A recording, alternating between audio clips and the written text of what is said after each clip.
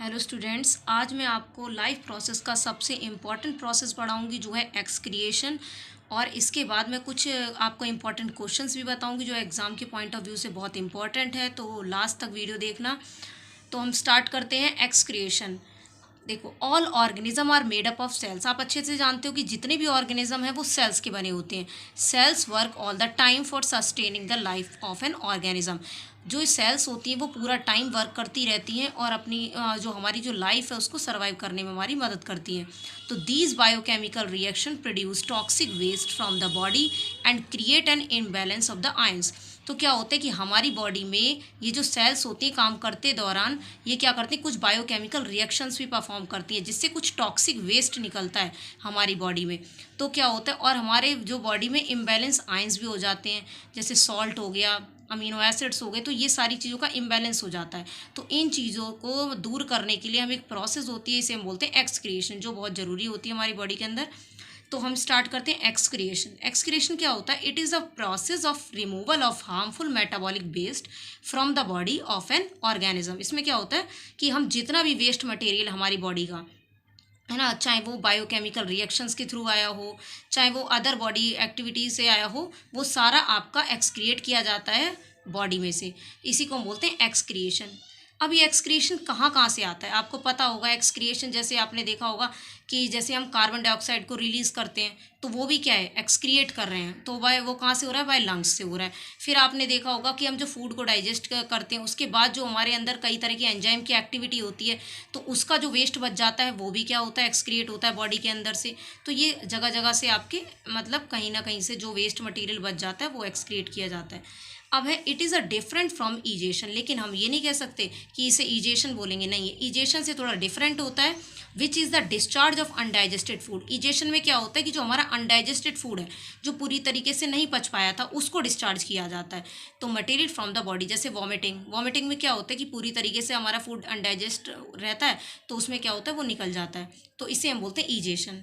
अब excretion plants. Plants में excretion क्या होता है, plant also produce waste product during their life process. कि प्लांट भी ना अपनी लाइफ प्रोसेस में कुछ वेस्ट प्रोडक्ट क्रिएट करते हैं, बट वेरी स्लोली, लेकिन बहुत स्लोली प्रोसेस होती है इनकी, एंड स्मॉल अमाउंट, और बहुत कम अमाउंट में करते हैं।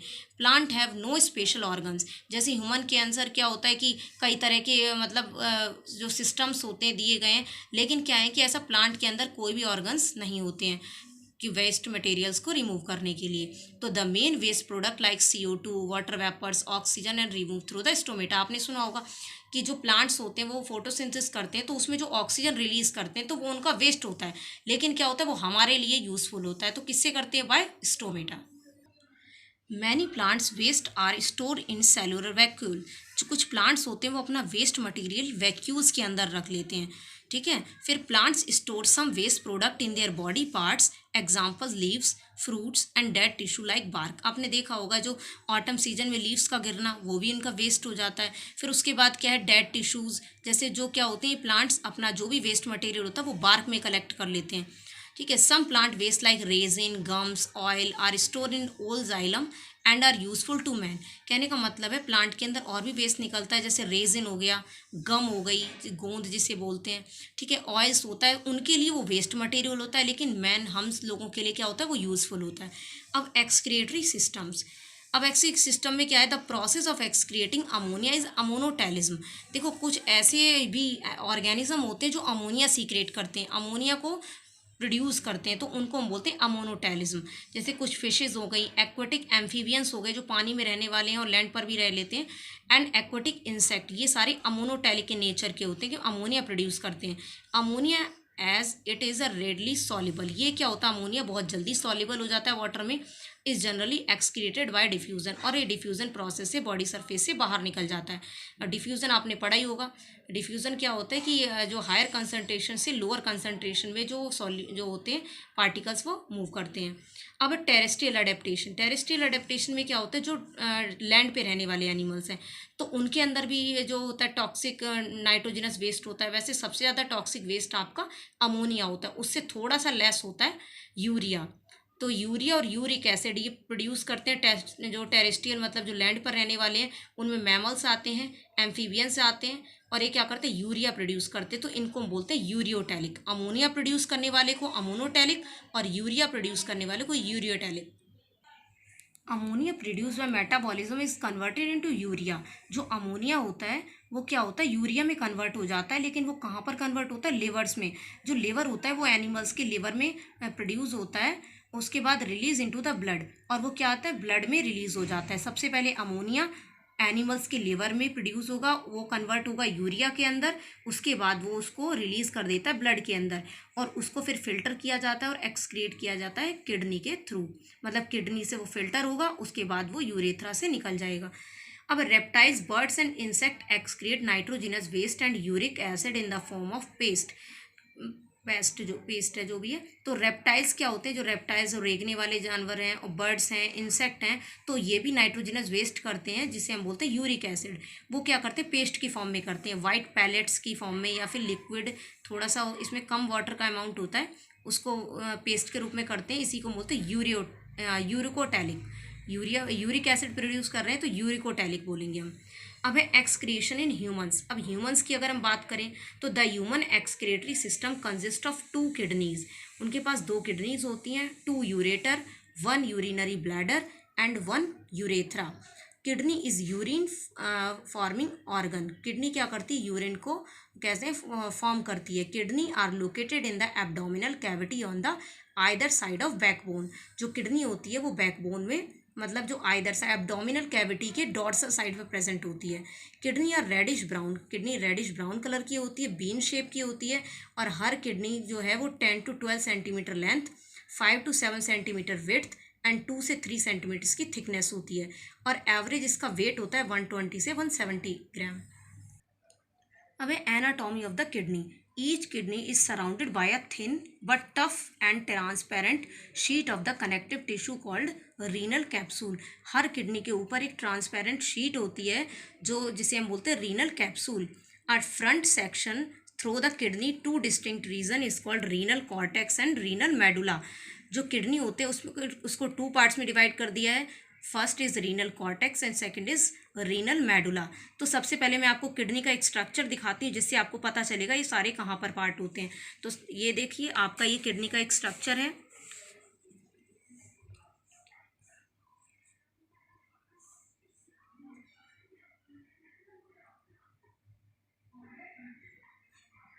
तो इसमें मैंने आपको सबसे पहले बताया था 2 किडनीज होती हैं ह्यूमंस के अंदर, 2 kidneys, 2 ureter, 1 urinary bladder and जो लास्ट पोर्शन होता है this is known as urethra. तो जो इससे किडनी जो है वो यूरिन फॉर्मिंग, मतलब यूरिन को फॉर्म करेगी। यूरेटर जो होगा वो यूरिन जो यहाँ से प्रोड्यूस हुआ होगा वो वहाँ से उस ट्यूब में से लेके यूरिनरी ब्लैडर में कलेक्ट कर देगी, और यूरेथ्रा क्या कर देगा, उसको रिलीज कर देगा, बॉडी में से बाहर निकाल देगा। अब मैंने आपको बताया था जो किडनी होती है उसमें एक मेम्ब्रेन होती है जो उसको क्या करती है, कवर करके रखती है, मतलब वो एक प्रोटेक्टिंग कवरिंग बनाती है, इसी को बोलते हैं रीनल कैप्सूल। उसके बाद है, मैंने बोला था कि एक किडनी है जो 2 पार्ट में डिवाइड हो जाती है। First is renal cortex and second is renal medulla. अंदर का पोर्शन जो होता है वो रीनल मेडुला।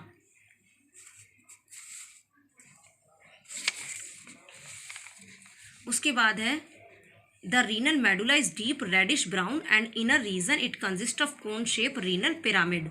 तो इसमें आपने देखा एक रीनल पिरामिड जैसे स्ट्रक्चर भी होते हैं। उसके बाद है the portion of renal cortex that extend between the renal pyramid are called renal column, called column of Bertini. कहने का मतलब है रीनल मेडुला और रीनल कॉर्टेक्स, जो आप देख रहे हो रीनल मेडुला, तो ये जो आपको ये स्ट्रक्चर दिख रहा है जो नीचे की तरफ उभरा हुआ स्ट्रक्चर है, तो ये जो उभरा हुआ स्ट्रक्चर है, कहीं से भी देख सकते हो ये वाला उभरा हुआ structure, this is known as renal column, और इसी का दूसरा नाम होता है कॉलम ऑफ बर्टिनी। ठीक है। फिर each kidney has nearly 1 million complex tubular structure is known as nephron. हर किडनी के अंदर एक फिल्टरिंग यूनिट होती है, या कह सकते हैं एक फंक्शनल यूनिट होती है, जिसको हम बोलते हैं नेफ्रॉन। और ये नेफ्रॉन के 2 पार्ट्स होते हैं, first is glomerulus and second is renal tubule. तो हम ग्लोमेरस के बारे में पढ़ते हैं। ग्लोमेरस क्या होता है, each nephron receive 1 afferent arteriole which divide into the tangled ball shape capillary network called glomerulus. जो होता है ग्लैमरस वो क्या करता है, ग्लैमरुलस जो नेफ्रॉन होता है इसमें एक एफरेंट आर्टरी होती है जो ब्लड को लेके आती है और वो क्या कर जाती है, डिवाइड कर जाती है, टेंगल्ड बॉल बना देती है, मतलब उलझी हुई बॉल जैसा स्ट्रक्चर होता है और वो क्या होती है, कैपिलरी का नेटवर्क होता है जिसे हम बोलते हैं ग्लैमरुलस। तो आप देख सकते हैं ये है नेफ्रॉन का एक डायग्राम। तो इसमें नेफ्रॉन में क्या होता है, सबसे पहले मैंने बताया था एफरेंट आर्टियोल। एक एफरेंट आर्टियोल होती है जो क्या करती है, आती है, मतलब ब्लड को लेके आती है, और एक इफरेंट होती है जो ब्लड को लेके जाती है। तो अब इसमें एफरेंट आर्टियोल है, फिर इसके अंदर जो कैपिलरीज का कह सकते हैं, कैपिलरी का एक टेंगल्ड बॉल लाइक स्ट्रक्चर है जो कैपिलरी से बना हुआ है, उसे हम बोलते हैं ग्लैमेरुलस। फिर उसके बाद है जो ग्लैमेरुलस है वो कप लाइक स्ट्रक्चर में है, this is known as Bowman capsule. अब ग्लोमेरुलस और बॉमेन कैप्सूल दोनों को जब दोनों एक ही जैसे जुड़ जाते हैं, एक ही जगह पर आ जाते हैं, तो इन दोनों को बोलते हैं मेल्पीजियन बॉडी। फिर उसके बाद आपने देखा हो ये जो एक उलझा हुआ स्ट्रक्चर देख रहे हो, this is known as PCT, जिसका पूरा नाम होता है प्रॉक्सिमल कन्वोल्यूटेड ट्यूब्यूल। फिर ये आगे जाके एक मतलब एक लूप बना देता है, तो इस लूप को हम बोलते हैं हैनले लूप। फिर उसके बाद है ऊपर जाके फिर से एक दोबारा से एक कन्वोल्यूटेड ट्यूब्यूल बनाता है जिसका नाम होता है डीसीटी, डिस्टल कन्वोल्यूटेड ट्यूब्यूल। आप याद रख सकते हो जो पहले आएगी उसे पीसीटी बोलते हैं, क्योंकि फर्स्ट मतलब प्राइमरी है, पहली आई है तो इसे पीसीटी, और जो बाद में आएगी उसको हम बोले डीसीटी। उसके बाद ये जो डीसीटी है वो ओपन होती है एक ट्यूब में जिसे हम बोलते हैं कलेक्टिंग डक्ट। अगर आप चाहो तो आप ये डायग्राम भी बना सकते हो, आपको बोर्ड के एग्जाम में 3.5 या 4 तक मार्क्स आपको मिल जाएंगे। इसमें क्या है कि जो आपकी रीनल ट्यूब्यूल है उसका इसमें पूरी तरीके से अच्छे से नहीं ड्रॉ किया मैंने, बट आप इजीली ये डायग्राम ड्रॉ कर सकते हो। सेम एफरेंट है, ईफरेंट है आर्टियोल।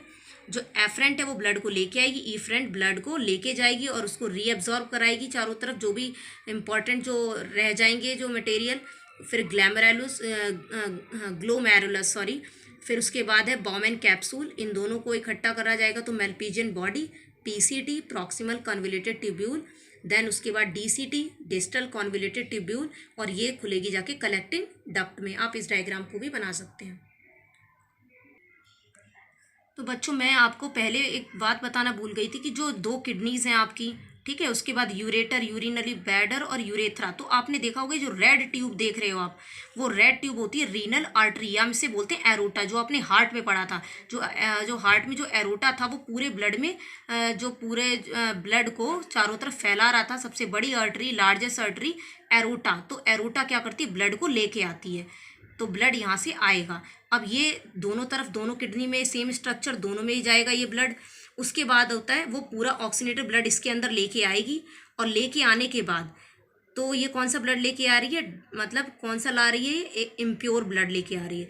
इम्प्योर ब्लड लेके आएगी और ये किडनी में छोड़ देगी, और किडनी में छोड़ने के बाद ये जो आपने देखा इनके अंदर बहुत सारे नेफ्रॉन्स होते हैं, जो अभी मैंने स्ट्रक्चर दिखाया था, जो नेफ्रॉन्स क्या करेंगे इसके अंदर होंगे, वो क्या करेंगे, इसको फिल्टर करेंगे। तो जो भी ब्लड आएगा तो इसके अंदर जो भी डीऑक्सीनेटेड चीज़ें होंगी, जैसे कह सकते हैं आपको सॉल्ट हो गया, ठीक है, कह सकते हैं ब्लड के कार्पसल्स हो गए, प्रोटीन्स हो गई, अमीनो एसिड्स हो गए, ठीक है, उसके बाद और भी चीज़ें हैं जैसे ग्लूकोज हो गया। तो ये सारी चीज़ों को क्या कर देगा, ये फिल्टर कर देगा, और इसके अंदर जो भी डीऑक्सीनेटेड चीज़ें होंगी वो वहीं पर रुक जाएंगी। उसके बाद जो प्योर ब्लड होगा वो रीनल वेन, ये रीनल वेन आप देख रहे हो, यहाँ से प्योर ब्लड निकल जाएगा। तो ये सारी प्रोसेस आपको इसमें पढ़नी है और इसमें बतानी है आपको ये।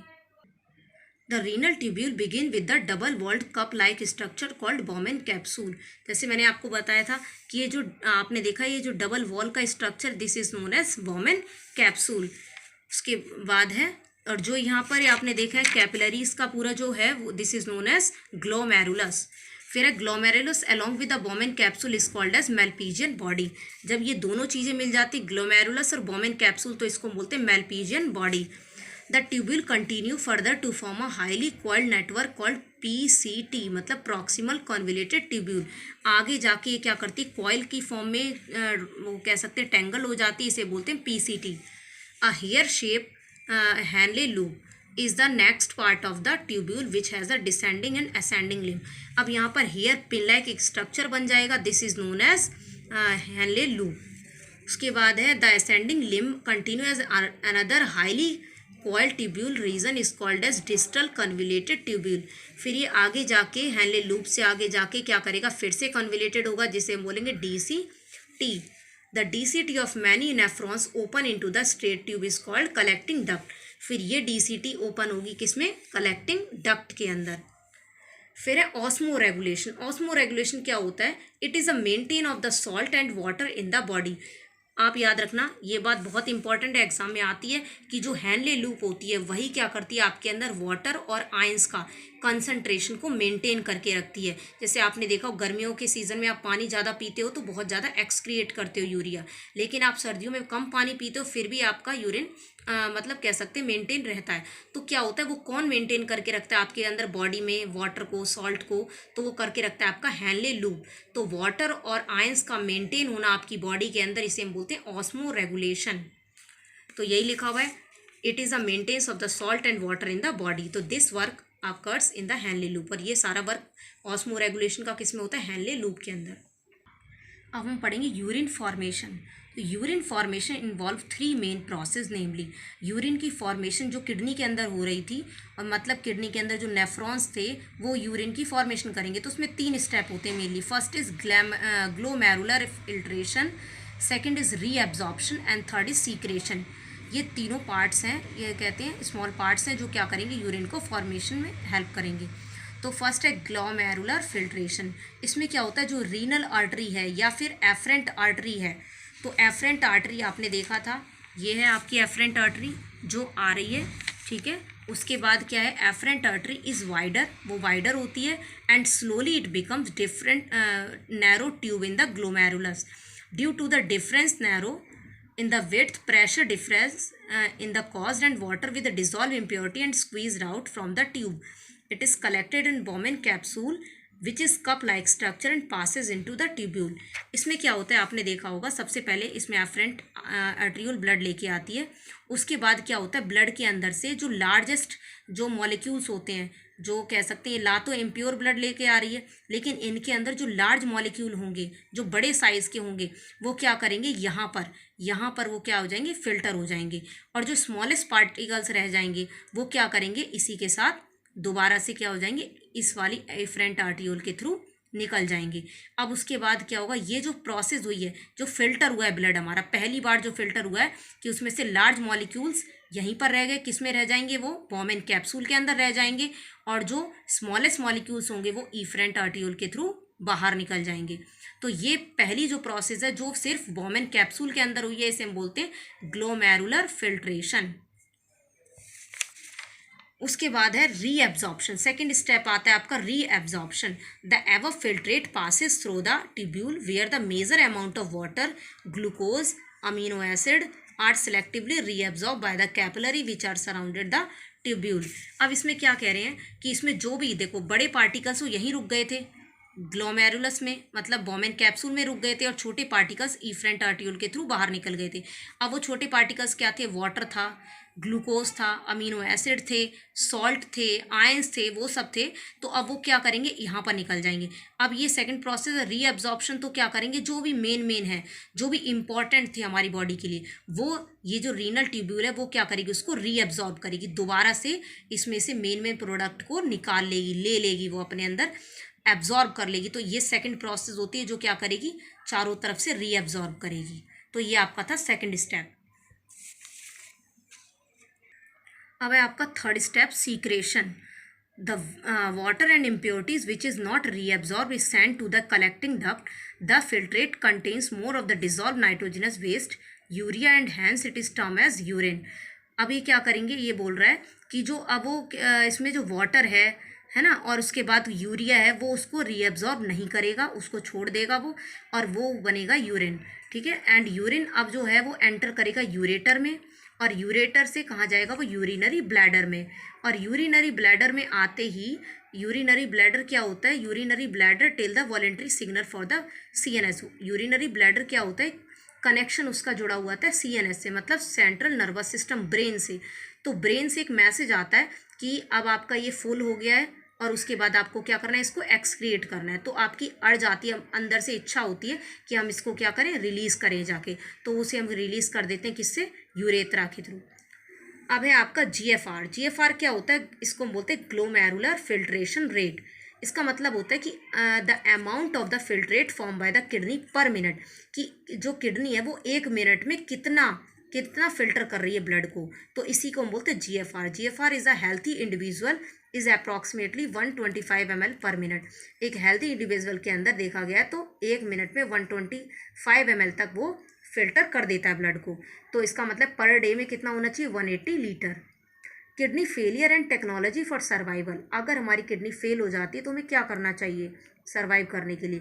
तो an infection of the kidney, अगर किडनी में इन्फेक्शन हो जाए या फिर किडनी इंजरी हो जाए या अपना काम बंद कर दे वो, तो इससे क्या होता है, जो वेस्ट जो प्रोडक्ट है यूरिया ये सब हमारे बॉडी में या ब्लड में कलेक्ट होने लगते हैं। इससे क्या होती है, हमारी डेथ भी हो सकती है। इसलिए हमारा सबसे ईजी क्या है कि हम किडनी को ट्रांसप्लांट कर सकते हैं। अब कुछ इंपॉर्टेंट क्वेश्चंस हैं जो डिस्कस कर लेते हैं एक बार। क्वेश्चन नंबर 1 है कि what are the 2 function of the kidney. Kidney कौन से 2 फंक्शन कर रही है? तो फर्स्ट कर रही है एक्सक्रिएशन, मतलब removal of the waste in outside the body, and second कर रही ऑस्मो रेगुलेशन, मतलब maintain of the salt and water in the body. तो ऑस्मो रेगुलेशन कहाँ होता है? हैनले लूप में, और एक्सक्रिएशन कहाँ होता है? किडनी के थ्रू। तो ये दोनों ही काम कौन कर रहा है? किडनी में हो रहा है। फिर what happens to the glucose that enter the nephron along with the filtrate. ये आपके बोर्ड के एग्जाम में क्वेश्चन आया हुआ था कि अगर ग्लूकोज एंट्री कर जाए फिल्ट्रेशन के दौरान, मतलब फिल्ट्रेशन में आपने पढ़ा था कि बोमेन कैप्सूल में वो सारे पार्टिकल्स कलेक्ट हो जाते हैं, लेकिन स्मॉल पार्टिकल जैसे ग्लूकोज है वो रीअब्जॉर्ब कर लिए जाते हैं। तो क्या होता है, इसमें ये बोल रहा है कि अगर उसी में रह जाए तो क्या होगा? तो the glucose that enter the nephron, जैसे वो नेफ्रॉन एंट्री करेंगे तो क्या होगा? वो रीअब्जॉर्ब कर लिए जाएंगे ब्लड कैपिलरीज के थ्रू। फिर व्हाट इज इजेशन? इजेशन क्या होता है? The expelling of the undigested waste from the body. इसमें क्या होता है? अनडाइजेस्टेड वेस्ट, जो आपको कह सकते हैं फूड जो है वो अनडाइजेस्टेड है, पूरी तरीके से नहीं पच पाया, तो उसको अगर बॉडी से में बाहर निकालना होता है तो इसे बोलते हैं egestion. Name 2 group of animals which excrete uric acid in the form of white paste. ऐसा कौन से ऑर्गेनिज्म है जो क्या करें? एक्सक्रिएशन या यूरिक एसिड जो प्रोड्यूस करते हैं वो वाइट पेस्ट की फॉर्म में करते हैं। तो birds and reptiles. Name the structure and functional unit of kidney. Structure और फंक्शनल यूनिट किडनी की कौन सी होती है? तो नेफ्रॉन्स। तो सो गाइज, अगर आपको मेरी वीडियो अच्छी लगी हो तो please like share and subscribe करें, और प्लीज़ इस बेल आइकन को प्रेस करें जिससे मेरी आने वाली वीडियो का नोटिफिकेशन आपको मिल जाए।